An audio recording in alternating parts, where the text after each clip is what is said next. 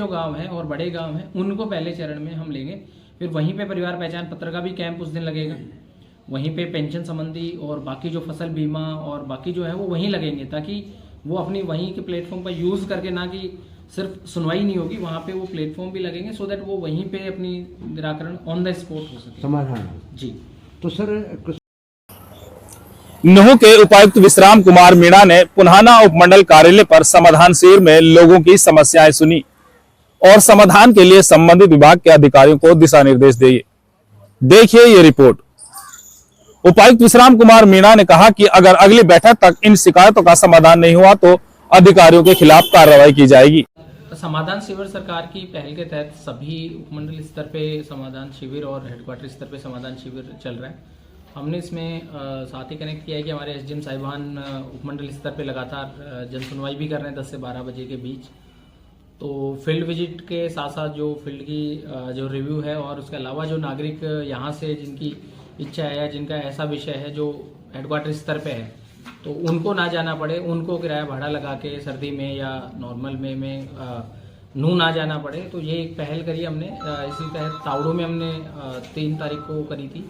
आज ये पुनाना में है और परसों फिरोजपुर जिरका में है। और इस क्रम को जो है वो कंटिन्यू रखा जाएगा। हर महीने कम से कम एक बार उपमंडल स्तर पे उपायुक्त लेवल की जो है जन सुनवाई की जाएगी। और इसके अतिरिक्त माननीय मुख्यमंत्री जी के दिशा निर्देशानुसार जो गाँव में रुक के कोई एक गांव में स्टे करके पुलिस प्रशासन और जो बाकी विभाग होंगे उनकी स्कीमों का प्रचार प्रसार, साथ ही लोगों की समस्याएं गांव स्तर पे भी सुनी जाएगी। तो उसका भी एक खाका तैयार किया जाएगा अभी इंस्ट्रक्शंस के तहत। तो उस रोटेशन में भी हम उस जन सुनवाई को जारी रखेंगे। तो ध्येय ये है कि आम नागरिक को हेडक्वार्टर स्तर पे ना जाना पड़े और उसकी समस्या का जो है समाधान हो, भले वो व्हाट्सएप के माध्यम से भेज दे या ट्विटर के माध्यम से भेज दे, फेसबुक के माध्यम से भेज दे, या आप लोग मीडिया के माध्यम से हमारे संज्ञान में आती है। तो यही इस आज जो पुनाना है उसी पहल का ये हिस्सा है। सर कई बार आपके सामने भी आते हैं, बिल्कुल ऐसे कई विषय जब मैं हेडक्वार्टर स्तर पे भी समाधान शिविर में बैठता हूँ तो कई विषय आते हैं कि उसने फलाना डेट को दी है और अब तक उसका समाधान नहीं हुआ है। तो इसीलिए हम जो भी ग्रीवेंस आती है उसको पहले हम पोर्टल पे ही चेक करते हैं कि क्या ये पहले दी है तो कब दी है और उस पे एटीआर क्या आई है। बहुत बार क्या होता है कि विभाग की एटीआर उस पर आ चुकी होती है लेकिन नागरिक को अवगत नहीं कराया जाता है।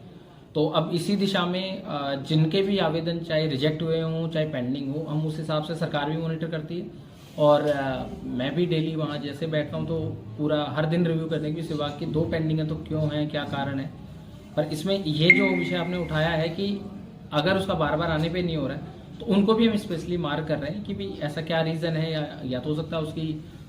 जो डिमांड है या उसकी जो ग्रीवेंस है उसका लीगली नहीं, लेकिन हमारी जिम्मेदारी बनती है कि उस नागरिक को उस बारे में प्रॉपर गाइड करा जाए। तो ये जिम्मेदारी तय भी की जाएगी और जो समाधान है जो शिविर में जो आ रही है उन प्रॉब्लम्स को उसी तरह से हम पहले चेकिंग कराते हैं कि आपकी पहले तो लंबित नहीं है सर। उसमें देखिए अभी सरकार के पहले के इस बारे में जो दिशा निर्देश 2018 में जारी हुए थे और 2018 में लगातार ये जो जन सुनवाई है गांव स्तर पे वो होती भी रही है। बाद में चुनाव और उसके बाद फिर कोरोना से ये थोड़ा सा मोमेंटम रुका था। अब सरकार की दिशा निर्देश है कि भी इसको करा जाए ताकि आम नागरिक को, अभी तो जैसे उपमंडल स्तर पे भी जन सुनवाई है और उसका बड़ा अच्छा परिणाम भी आ रहा है कि नागरिक को एक प्लेटफॉर्म मिला हुआ है, उससे और फर्दर आगे ताकि वहाँ और जो धरातल की परिस्थिति है उसको भी देखा जा सके। और उसमें वो वहीं तक सीमित नहीं रहेगा, जैसे कोई एक गांव चूज किया हमने और वहाँ पे पूरा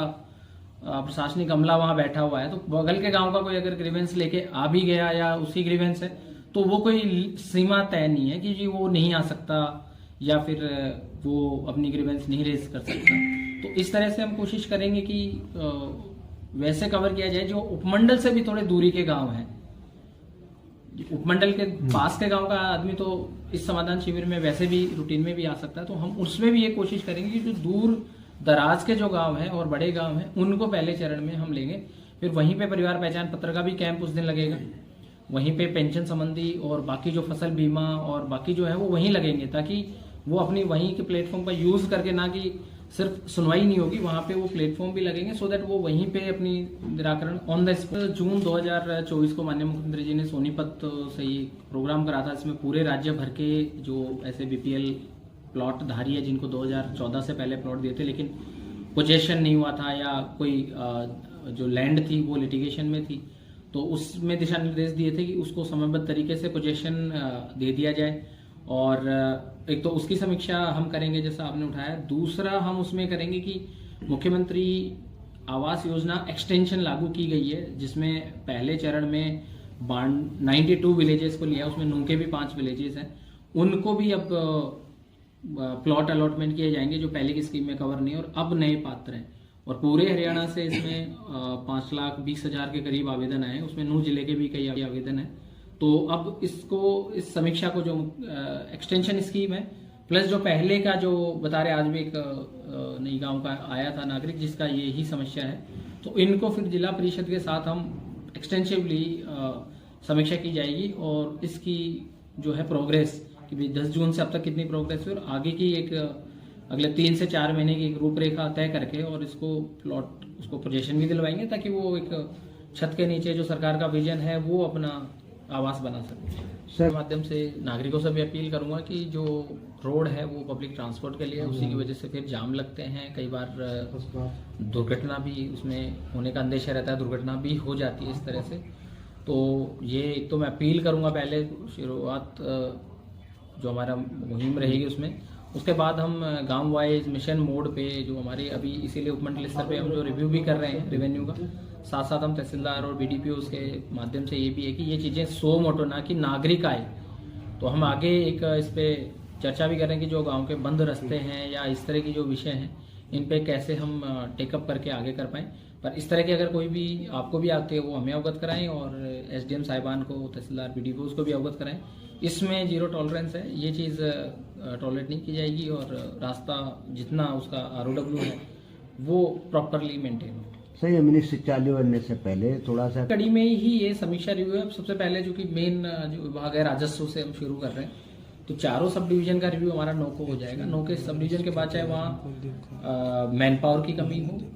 चाहे कोई इंफ्रास्ट्रक्चर इश्यूज हो, बैठने की जगह हो, चाहे कोई भी तरह की बात हो, सारी खुद यहाँ पे हम एसडीएम से ले रहे हैं उसमें रिपोर्ट। और उसके बाद एक जहाँ जितनी हमारे पास अवेलेबल रिसोर्सेज हैं उसको यूनिफॉर्मली डिस्ट्रीब्यूट करके और इस समीक्षा को इस सप्ताह तक हम जो जहाँ जितना कर सकते हैं वो हम शॉर्ट कर देंगे। फिर कुछ जगह से जैसे पटवारियों की शॉर्टेज का विषय आया था, तो जैसा मैंने उनसे अवगत कराया था कि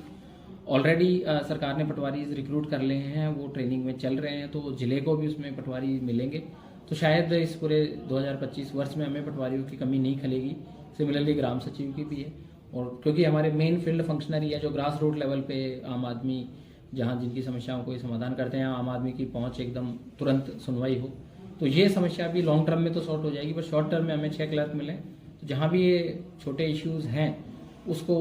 इस हफ्ते तक हम टेकअप करके और रिजॉल्व करेंगे मैक्सिमम पॉसिबल एक्सटेंट तक। फिर भी अगर कोई कमी रहेगी तो एक लगातार हर महीने एक समीक्षा का दौर यहीं पे आके किया जाएगा ताकि आमजन से भी, प्रबुद्ध जन से भी बात की जा सके और हमारे ऑफिसर से भी हम खुल के यहाँ पे चर्चा कर सकें कि जो चीज़ें उनके सुझाव हों या मेरी तरफ से कोई सुझाव हो उसको अमल में लाएं। सर